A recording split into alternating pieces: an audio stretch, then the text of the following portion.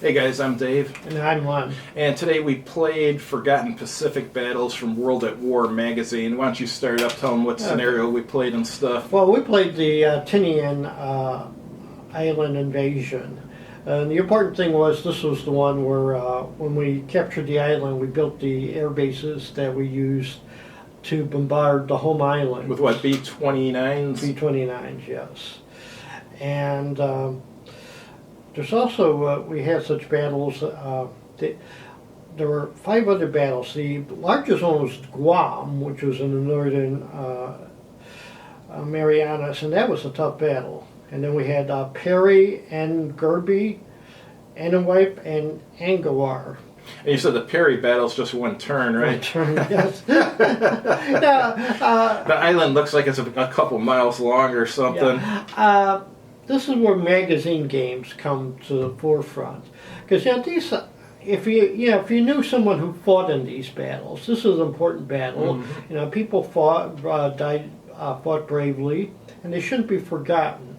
So even though it's like a 1 or 2 turn challenge, it still should be remembered. The scenario we played though was 9 turns. Mm-hmm. And he won in 6 turns. Yeah. That was kind of a cool scenario. I mean, just like in reality, the Marines had an overwhelming victory, but the movement was interesting with all the roads and stuff. The Marines being road-bound most of the game and taking the airfields and the cities and stuff. I kind of liked it. And you got fire support. What are the 2 types of fire support? They call fire support when you're chasing, and then fire support. Yeah, and with the bombardment, you just put 2 fire support markers on a unit you wanted to attack, and then for fire support you just use 1. You pointed out something that was a little bit weird though. The fire support markers, some are aircraft, some are artillery, some are like armored vehicles, and some are like the bazooka or a mortar. And using any of those for when attacking an adjacent unit makes sense, but if you're just bombarding something on the other side of the map, using like a armored unit or something doesn't make any sense. So they should have made a distinction where you can't use like armored units or bazookas when you're doing bombardment, but in regular fire support you can or something. Yeah, this is what they call the fire and movement game system, and it's been out for years, and I'm surprised they haven't made that modification yet.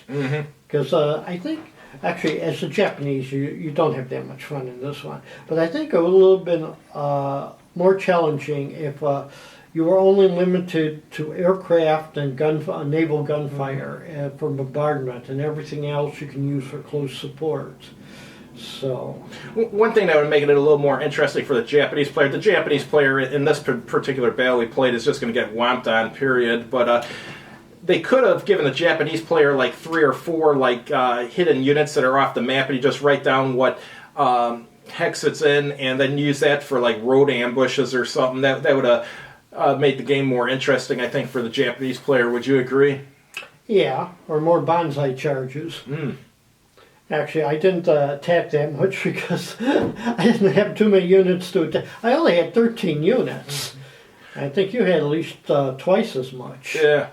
So. But this game is what games should be like in the magazines, because I mean, I didn't read the rules, you did, but from what I looked at this before, so it came back to you. Yeah, but I mean, it looks like you could read the rules, play the game solo, all within a matter of like 2.5 hours, which is how a magazine game should be. Some of these magazine games, it's almost like playing a big box game, and they're poorly tested rules and stuff. The rules, even though the rules were really simple on this, at least it looked like they were properly tested, which is good. Yes, ATO, are you listening?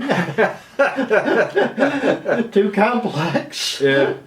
I don't know.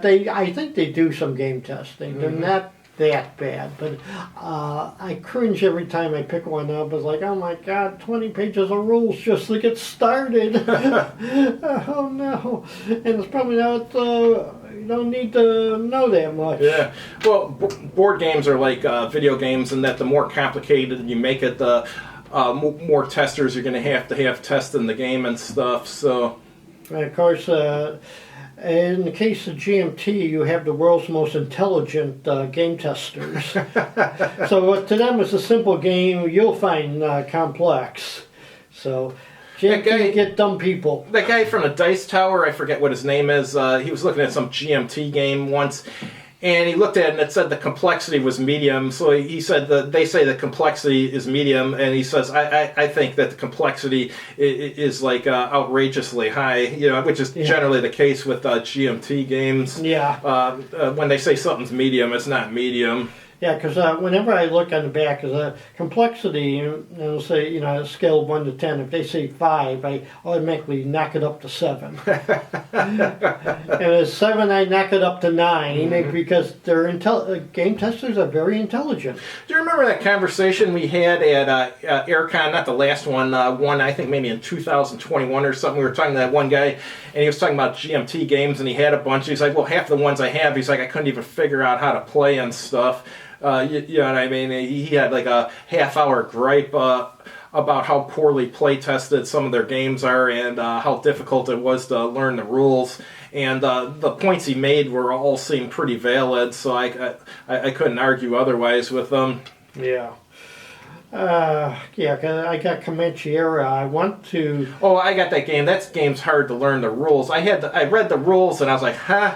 And so I had to go online and watch a few how-to-play videos, and that's the only way I learned how to play the game was by watching the how-to-play videos. The rule book just didn't do it for me. Yeah, because I think some of they have like 10, 20-year turns, and each turn there's all sorts of different things going on.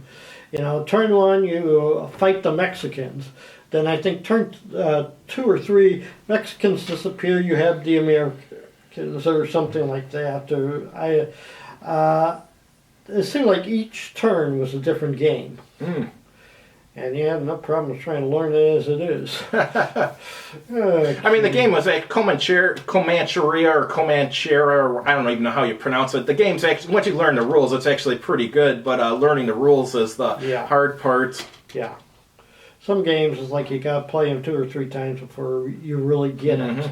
Because actually, a lot of these things that the historical research is well done, and that's the problem. They get carried away because they want to show you everything they learned. And all right, but back to this game. Yeah, I thought the game was good for. This is how a magazine game should be, really. Yeah, and my only gripe was there just seemed to be too much artillery. If I died because of your relentless Marine Corps infantry attacks, I would have been happy.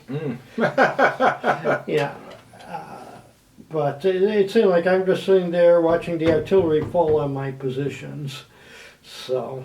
Yeah, the Japanese didn't have that many units either. Yeah, I started with 13, and I think. But I mean, each round of artillery bombardment, I mean, you typically lose about 2 units just to that each turn. Yeah. So each turn, it got to the point that you were running. You had so many of those bombardment markers in surplus because nothing to hit. Yeah, some of the bombardment markers you can only use once, which makes sense. They look like they're naval gunfire counters, but maybe some of the aircraft and stuff they should have made one use too or something. But yeah, I mean, I like playing the game. I like playing the Marines and just whomping on the enemy. But I could see how the Japanese player would be really frustrated because I mean, you could be Alexander the Great and play the Japanese in this, and you're going to lose. Period. One thing with this battle is the Japanese had deployed their forces at Tinian Town, and they had 2 airfields close by. And the Marines found like a narrow beach that they landed in. And that's, also the Japanese are far away from the invasion sites. And before they could redeploy, the Marines are like, right on top of them. Cool. And they had had to capture 4 airfields before, the Japanese could do anything. The Marines captured 2 of them. And they're in full force, ready to take on anyone else. All right, got anything else? Nope. All right, see you guys next time.